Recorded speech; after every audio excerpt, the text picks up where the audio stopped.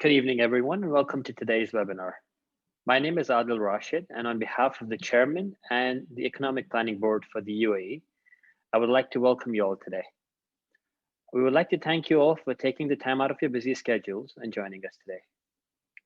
Today's session will help us demystify the world of fintech and explore how fintechs are disrupting the financial services industry and playing a pivotal role in driving financial inclusion around the globe.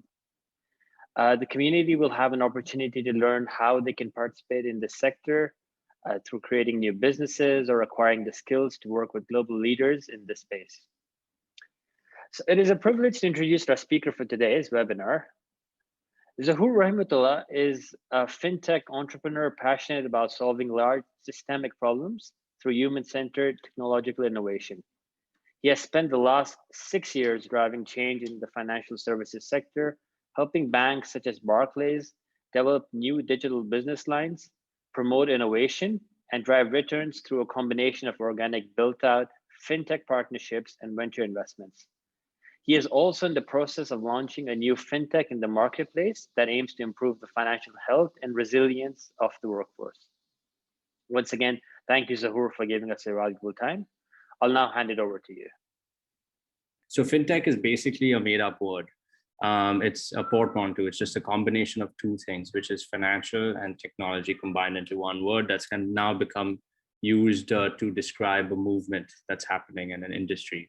But fundamentally, all that it is really a term used to describe any technology-based solution that aims to improve the provision and delivery of financial services to individuals and businesses. So that can range from anything from basic banking stuff to lending solutions, to insurance products, to wealth management, to capital markets, which is trading in shares and companies and participating in sort of investments in them. In anything from as well as money transfers and remittances to even housing and real estate. So it's quite a broad area.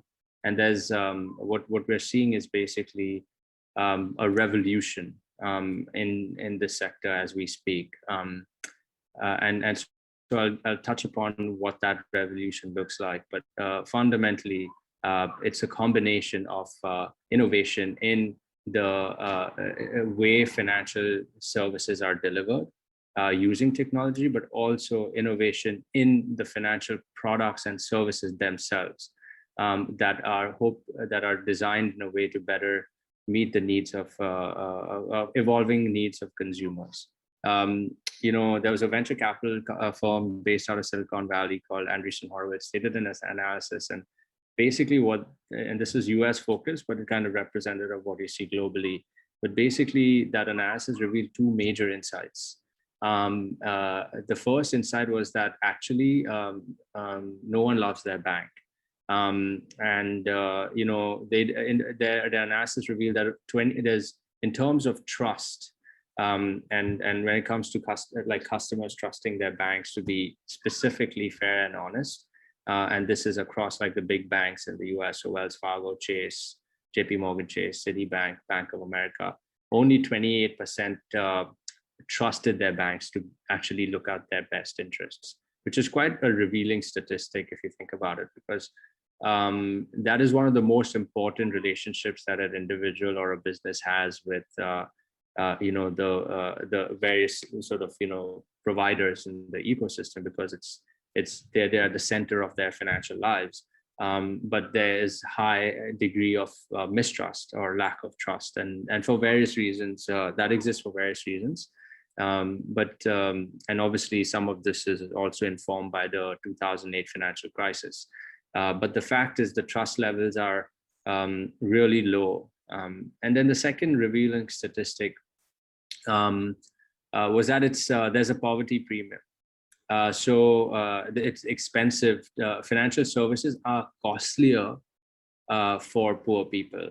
Again, this is counterintuitive. You would think that it would be subsidized or cheaper, but the reality is that because historically financial services have designed their businesses to be, or at least the mainstream financial services have designed their services and businesses to serve the more profitable customers. They end up underserving the less profitable customers. And so what has happened is you have either predatory companies that have filled the gap, which end up charging more, or then to be able to make those viable, you have sort of informal providers that fill the gap, which ends up making it sort of more costly. And then there are many examples of that that we can also touch upon. But the bottom line is that there's a systemic bias and a systemic issue here that disproportionately impacts like people who are more vulnerable and people who are more disadvantaged. Yeah, now let's dig into a little bit of the statistics. So globally, over 2 billion people are, and 200 million businesses have suboptimal access to finance. That's a very shocking statistic. So I don't know if you can actually see much of the data, and it's not that relevant. This is just a couple of charts. But if you look at the left-hand side, you will see that actually the number of people financially excluded is a slightly outdated statistic, but it's still the trend line is highest in South Asia, followed by Africa and the Middle East. And across the regions, not in every region, but in most regions, and especially in the areas where a lot of the audience is currently based, women, poor people, and people from rural areas are, disproportionately impacted. And so there's inequity of access for these particular segments. And then we have a long way to go, basically. There's a lot of people who don't have adequate access, and not just access in terms of availability of services, but also the right products and services that are designed for them. And this from an individual point of view. From a business standpoint, micro, small, and medium businesses are disproportionately impacted. And McKinsey and the World Bank collectively have estimated that there's a $2.2 trillion credit gap. So what that means is that small businesses, especially people who are sort of, operating, businesses that are more, especially in the old economy, don't tend to have the right right access to products and services from the formal financial institutions. A lot of them then end up relying on the supply chain to be able to kind of fund and grow their business, and then informal lenders, but are unable to access the capital markets or access the formal banking channels in the same way that a medium or large size enterprise or a publicly listed company can.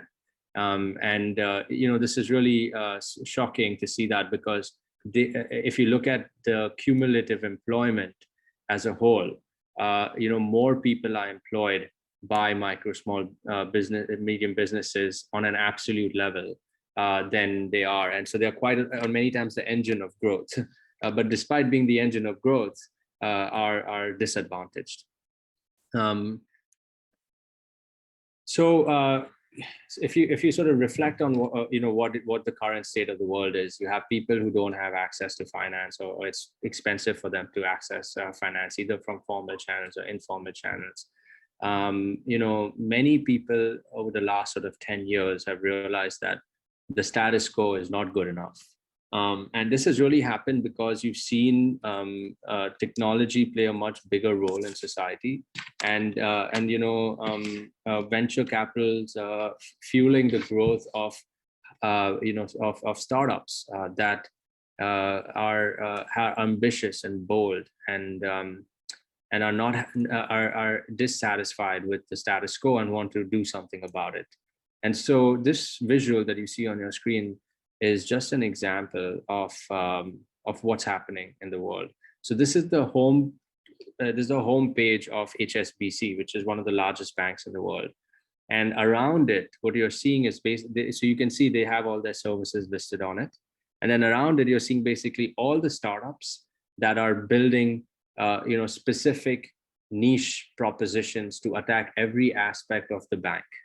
So this is uh, quite important, because if you're sitting in the boardroom of a bank, you are the natural instinct is that, oh, we're so big, how can a startup compete with us?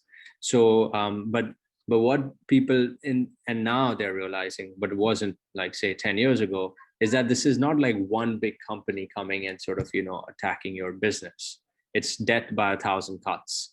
And basically that's exactly what's happening. And so it's many companies attacking the bank from many different angles, and these big, bloated, slow organizations are struggling to keep up. And obviously they've shifted their strategies, and I've spent a lot of time in that context, understanding what has sort of prevented the incumbents from actually innovating and growing, and there's a lot of things I can talk about. But the sort of bottom line is that the sort of innovation, the startup growth in startups is really fueling growth in the industry and pushing the boundaries. And it's really made the big incumbents wake up and realize that actually they can no longer just rest on the history of what they've done, and just keep making money and off customers and not giving them a good experience, because somebody will come and take away their market share and build something better. And ultimately recognizing that the customer is the king and queen, and they need to design their business for the customers and constantly keep innovating. So now these startups, I mean, when we say the word startup, you think it's like a small, company, maybe two guys and a dog in a garage or something like that. But no, they've grown. Maybe they started off being like, a couple of people trying to do something innovative and had a bit of seed funding from friends and family. But 75 of these companies are unicorns. And what that means is they're valued at over $1 billion. And the cumulative valuation of the 75 fintech unicorns is $270 billion cumulatively. Now, part of this obviously is overinflated valuation because people are very bullish on the growth of fintechs. But the fact of the matter is that they are. This is a testament that they're creating value, and they're creating value that quickly. And so these businesses are sort of creating these valuations in billion-dollar businesses in 10 years or so in terms of value. And obviously, many of them have achieved profitability, but some of them are consciously not doing it, so they get to scale and then get to profitability. But either way, the message is that these are not small companies anymore. They're big, significant companies, and I'll take you through a few examples. And this is a global movement. So obviously, the US, North America, and Asia and Europe are where most of the action's happening. But for many of you that are in the Middle East and in Dubai, there's also a lot of activity over there. Obviously, the dynamics in the Middle East are different. So the incumbents are obviously government backed, and so there's a harder barrier to entry. But these incumbents are now starting to play a very different role, and this is a lot of the work that I've been doing. Is rather than actually competing with startups, is collaborating with them and enabling them to actually grow and use their platforms to basically grow their business. So I'll just take you through a few examples of what these fintechs are and what are they doing and how they're making lives better for everybody. So the first example is actually an example from the UK. It's a company called Revolut, and Revolut's effectively their whole positioning. They started off really offering sort of a money transfer service across Europe with basically no cost, and then they start off with a very niche proposition because they realize there's a lot of movement of money. There are a lot of people traveling in that corridor, and they needed access to local currency quickly, and they started there, and then they recognized that actually there's a bigger problem to solve, which is that the bank account innovation in the bank account had been quite poor, and so they positioned them to create a radically better bank account, and that's how they started. That became their strategy. So they offer a range of digital banking services. They target tech savvy users, and they do it all through a mobile app. So there's no branches. That doesn't exist at all. And they do all their customer services done online. A lot of it is automated. They offer prepaid debit cards, and they're constantly innovating. They've got now a cryptocurrency exchange, which, think of your local bank trying to offer you that. That's not going to happen. Not to say that we advocate for, trading cryptocurrency. That has its own set of risks, but nevertheless, the fact that they innovate. And then there's also a host of tools that they provide around money management, and then even innovative insurance products. So overseas medical insurance is provided at one click, mobile phone insurance at one click. So they're constantly adding a lot of features and products and services for their this mobile customer base. And they've in an interesting statistic is, so I was with my friend the other day, and so the biggest argument that the banks were making was that, yeah, these fintechs, or well, at least the ones that are trying to create neobanks, that's the term that's used, so these digital banks, they'll never be the primary bank account. What will happen is, most people will keep their salary in our bank account, and then they will just keep some 10% of their salary in this account and use it to transact. But we are secure, we'll have the primary money. But my friend, and this is a trend for most people who are in their 30s and 20s, have shifted and have made this the primary account. So now imagine there's a whole shift of the deposits that were there in this traditional banking system to like these new banks. And so now the big banks are losing their deposit base, which they had. So they're losing. Banking used to be a very sticky business, but now, because they've been so slow to innovate and sort of haven't really done much for the customers, they're losing one of the core drivers of their value. And just to give you a little bit of insight, for a bank, if they're taking money from, if you're depositing money at the bank, that becomes effectively their way to create their balance sheet. And so then they use that money to then forward lend it to businesses in the ecosystem, and they make a money in the spread. And so they'll give you some rate of return on the money, but they're actually making a lot more when they're giving that money back into the ecosystem. And then obviously there's a lot of regulation around what that can happen, but that's effectively how the system works. Now, if a whole host of their money goes away into these new banks, they lose their ability to actually play an important role on the other side as well. So it's a big moment for banking. And today, what Revolut has done is they've gone global. So the pace at which they've gone global is incredible. If you look at some of the more traditional banks, even if I take the example of Barclays, they've been around for 300 years, and they've been primarily in North America and in the UK and Germany. But Revolut has gone in maybe in less than 10 years, they've expanded across. They're setting up in India now. They're in North America. They're all across Europe. In the same amount of time that a bank like Barclays spread globally. Sorry, in 10 years, they managed to do what Barclays took 300 years to do, which is insane.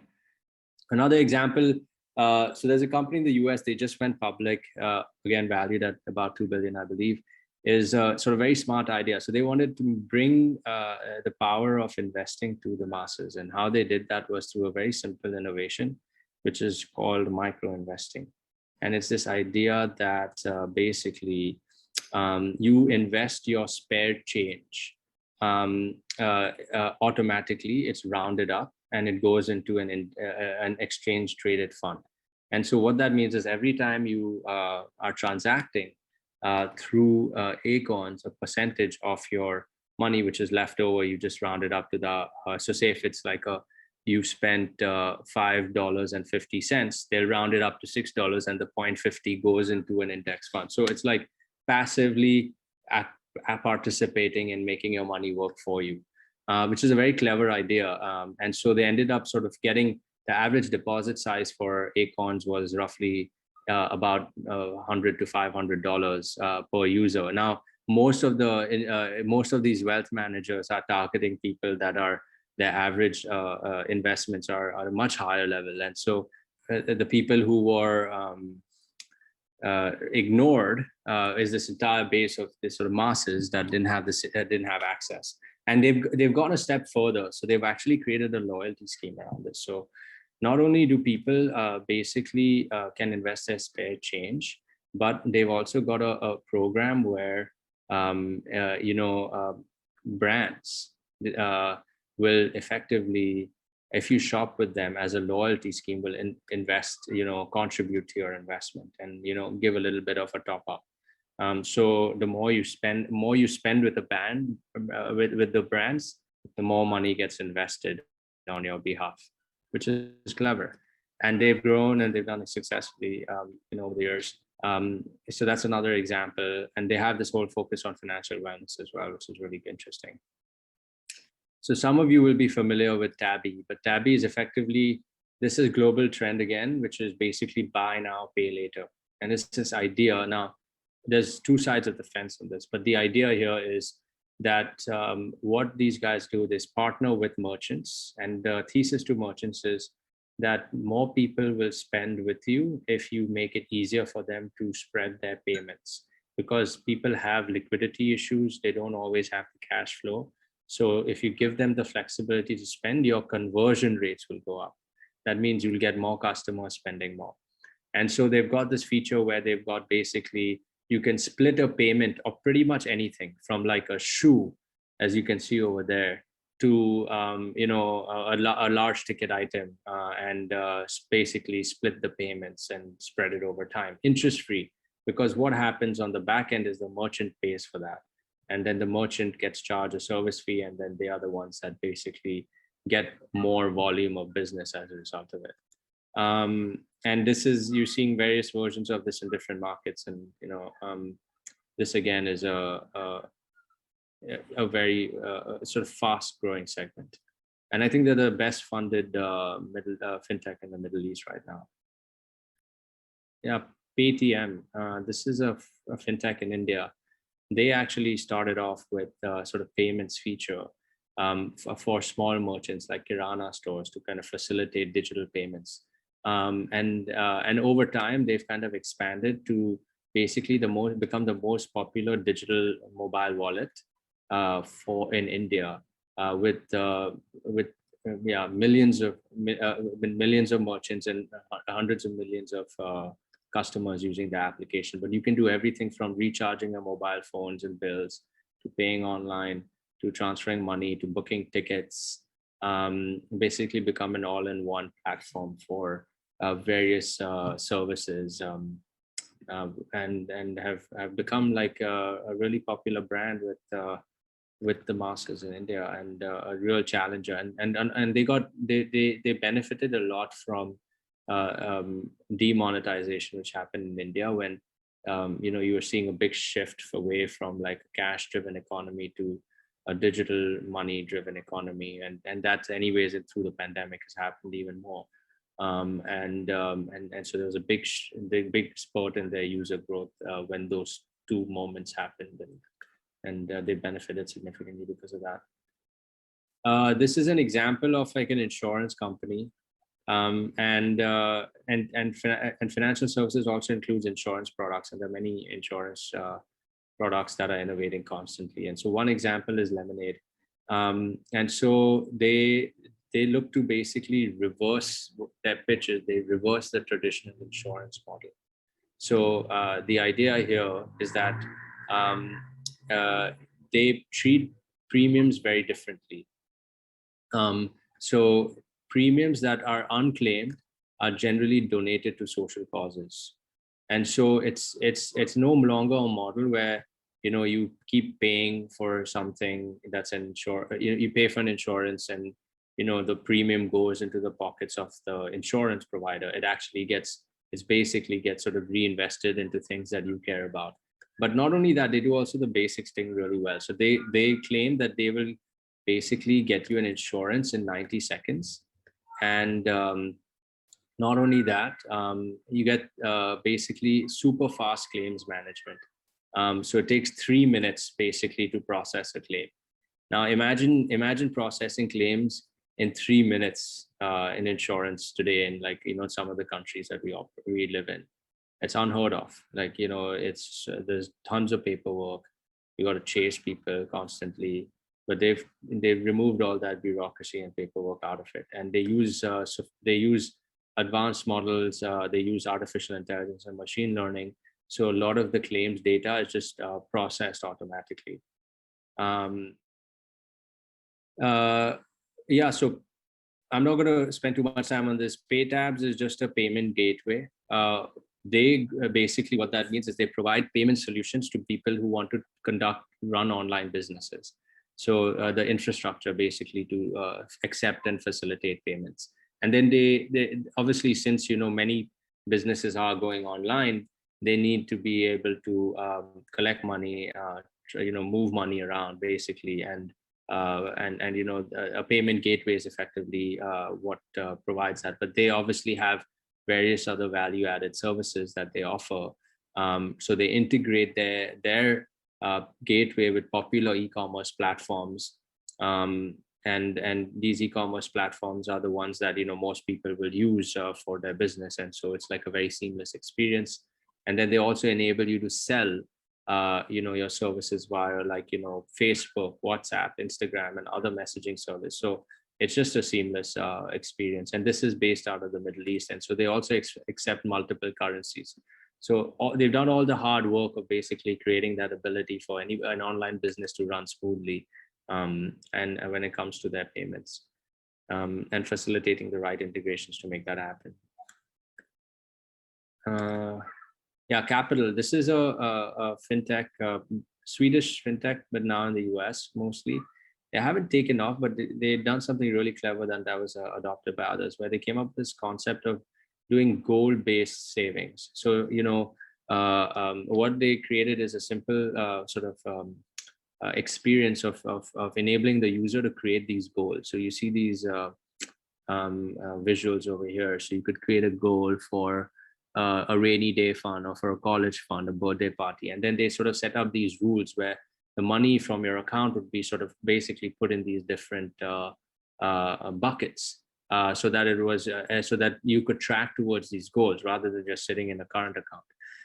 And they enable you to also have shared goals. So say, for example, you could add you want to have a goal for you want to take a trip with somebody. So you could just set up the goal as a shared goal, invite your friend, and then both of you basically, put some money against that goal, and then it just automatically helps you sort of track towards that. So a very clever idea to help people sort of start thinking about their money slightly differently, and not just as a current account or a savings account. That makes sense. It's thinking more like goal-based sort of money management.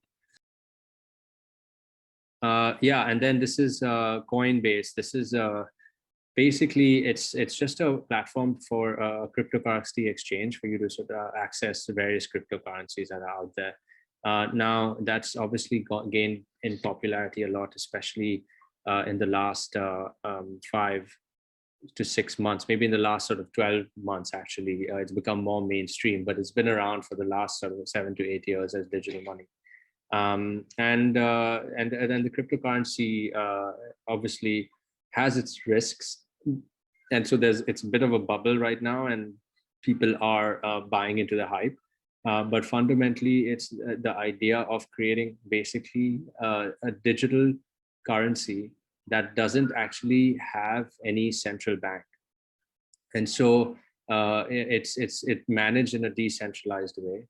And if you're going to be operating in a digital economy, one can see the argument for having a currency that's effectively operating across a different protocol.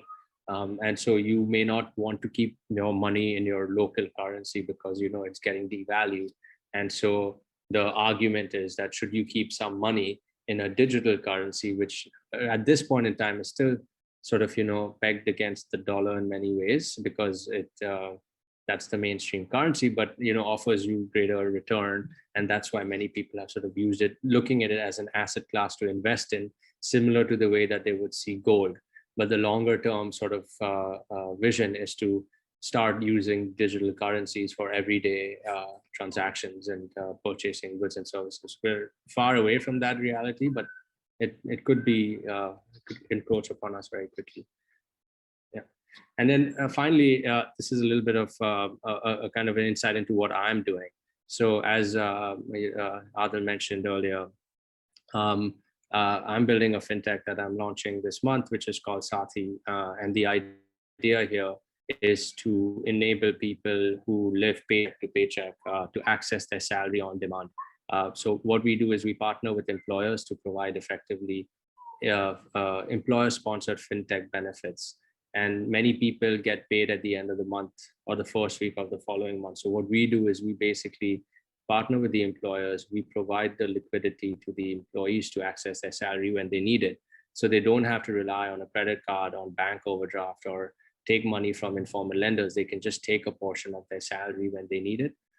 So they can manage their expenses better. And then we support employees to build their short-term and long-term financial resilience by coaching them, by building their awareness and improving their financial health, by providing targeted advice and insights to help people access the right products and services.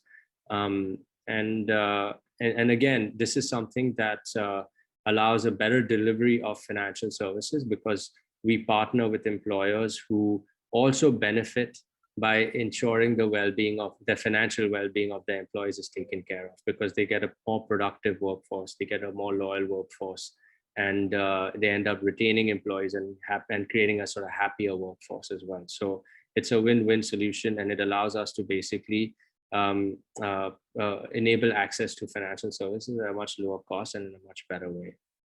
Now, that was a section on startups, but it's not the startups that are just innovating. It's like the big technology firms as well. So this is a visual of Amazon basically embedding financial services in their ecosystems. And so basically the key message here really is that the best companies that are the companies that are providing the best experience for their customers and the best value today are the big tech companies. So they realized that when they were providing these services to their users, that actually there was a big gap in the existing delivery of financial services and what their users actually wanted. So what they ended up doing was actually recognizing that there was a real opportunity for them to bridge that gap. And so they started building these services. And so Amazon has built various services that one would argue would be almost becoming its own financial services entity in its own right, to enable their consumers and merchants on their platform to basically get more value and stay part of their ecosystem. From payment solution to credit solutions to various other various other benefits that they would provide. Yeah, finally, well, I think this is the final slide, or maybe there's two more. But the one takeaway really is that there's a lot of innovation in this industry, and the bottom line is that actually this digital financial services is going to play a very important role in actually reducing poverty and driving shared prosperity. So if you look at the left-hand side, like various people estimate, and this is a McKinsey report, that by 2025, and this was done about, I think, in 5 years ago. So they had estimated that there'd be $3.7 trillion of value being created by the industry. So that's 6% of the global GDP, which is pretty insane. So it's one of the biggest growth drivers, but not just growth drivers, it's actually inclusive growth drivers. And so many players in the ecosystem stand for benefit. Individuals stand to benefit, businesses, MSMEs stand to benefit, small businesses, financial service providers stand to benefit, but as well as government stands to benefit. And so supporting this agenda is in the top 3 priorities of pretty much every government. And the reason for that is because there's a direct impact of the 7 sustainable development goals and indirect impact on pretty much all of them. And so if anybody is thinking about learning more about the sector, how to get more involved in the sector, now there couldn't be a better time than right now. Yeah, so coming to the final sort of section now, some of you who, I know there are many casual learners here, so hopefully that section is really insightful. For people who are looking to make a career switch, there's a lot of opportunity. So as we showed earlier in the first slide, there's various areas in fintech, from everyday banking, payments, consumer lending, to wealth management, to real estate, to business lending, to cryptocurrency, to capital markets. It's a vast field. But not only if you want to participate in fintech, it's not just in the financial services companies. You can also join any technology company, because as I showed you earlier, every technology company is also trying to play a role in financial services. So the roles that are in demand range from commercial roles to technical roles to risk and compliance roles. So there's a broad spectrum of roles, and this is just a snippet of what actually is in demand. But the key message and the key takeaway is it doesn't matter what you're doing today. There's an opportunity for you to actually play a role in this industry, in this wave. And pretty much anybody who is interested can, acquire the skills and participate in it. So it's just about figuring out how to do it and what roles are right for you. And that's like a process that, we can help you through if you want, and help you think through. And EPB is equipped to do that. But if you are curious and are interested, there's a lot of opportunity. Yeah, and I think the last slide is just a takeaway here is that, as I mentioned, that we're going through a revolution, and in the 2030, the world will look very different. And the bottom line, the message is every company will be a financial services company. You won't know it, you won't recognize that, like you won't see them as one, but it will be. The way e-commerce took over the world, you'll see the same wave in financial services in the next decade. And so the banks, the brands that you recognize today as like the leaders and the innovators and the ones that are top of mind won't be the brands that you actually talk about in 10 years time. The brands that you talk about in 10 years time will be very different. And it's a very exciting time to be part of this wave and be part of this journey in financial services. And so I encourage everyone to who is curious to take a bit deeper and explore it a bit further. Yeah, great. So question and answer time. Great. Thank you, Zahur, for sharing the insights. I think the session was really informative, and hopefully it's given our participants some great insight into the world of fintech. So it's now time for Q&A. All right, so we have a first question from Farad, and he's asking about, are there any tips for people with neither finance nor a tech background to enter the industry? Absolutely. Adil, can you go back to that previous slide, the last slide that was on the careers? Sure. Yeah, so most of these roles here actually don't require finance background. I mean, some of them require technical background, but most don't require that. So let me take a very practical example.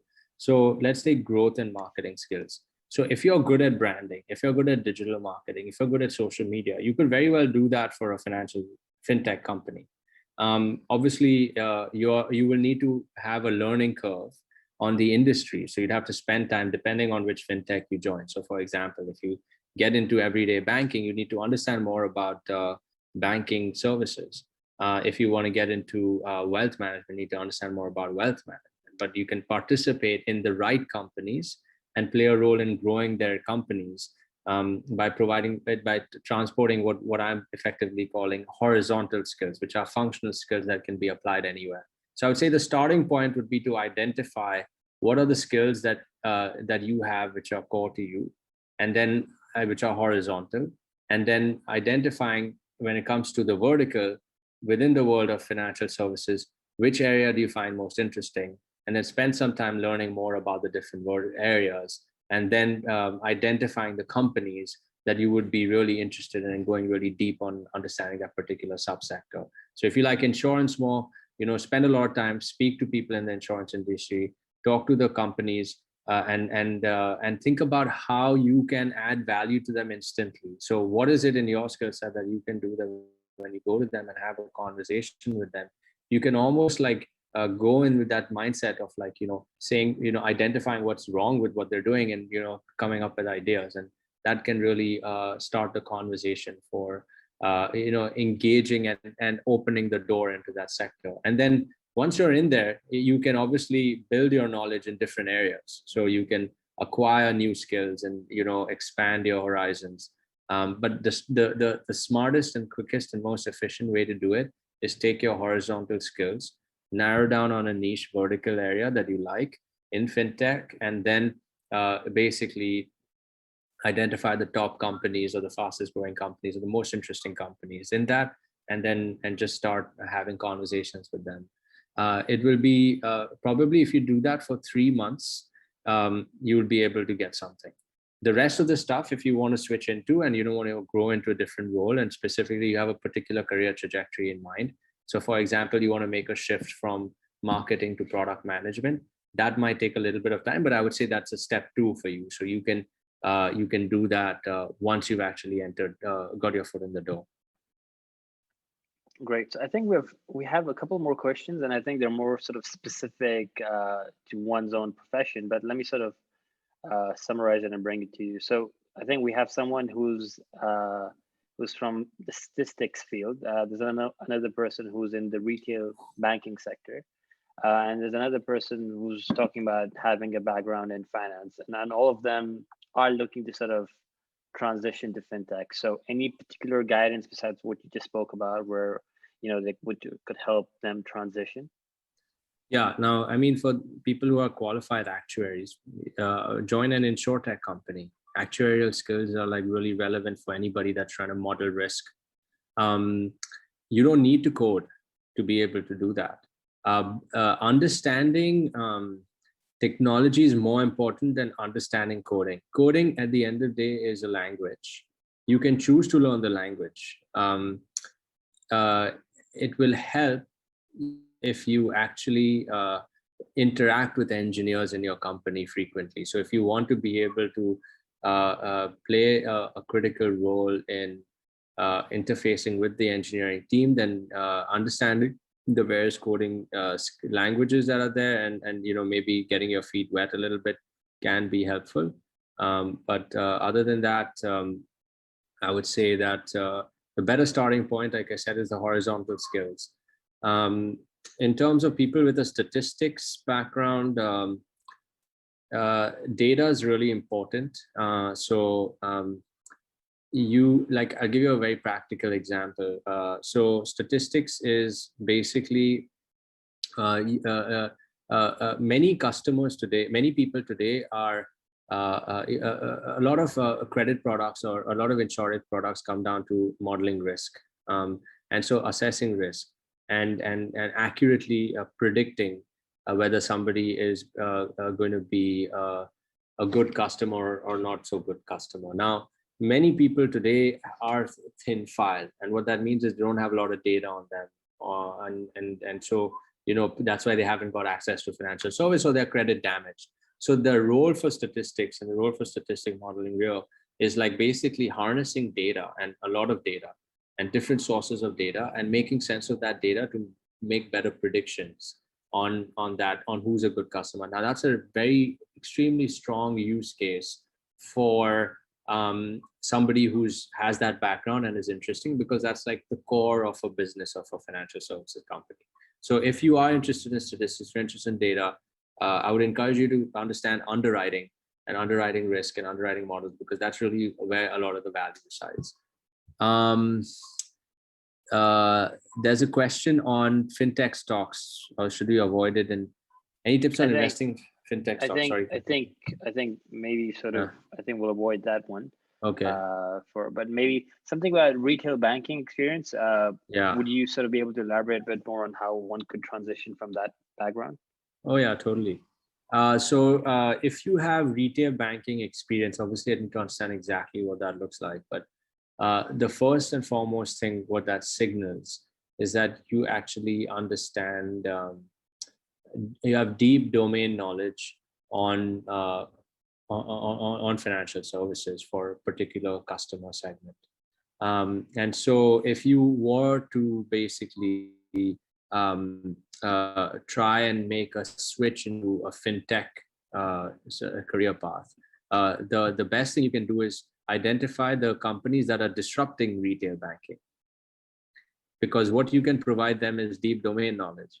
And so, like the example of Revolut, they are disrupting retail banking. So you would want to identify those companies, tell them, hey, I've spent 10 years, 15 years, 20 years in retail banking, and I have a lot of insights I can offer and experience of, what works, what doesn't work.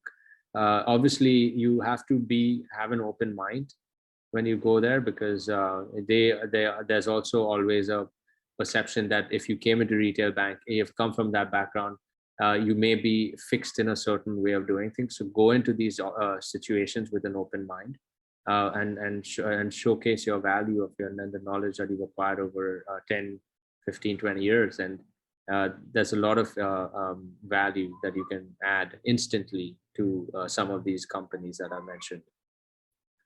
Yes, I want to take this opportunity to again thank you, Zahur, for your time and your knowledge, and to all our listeners for attending and making this webinar a success, and the institutions for supporting us. We really hope that today's webinar will assist you in better understanding your options in the fintech industry.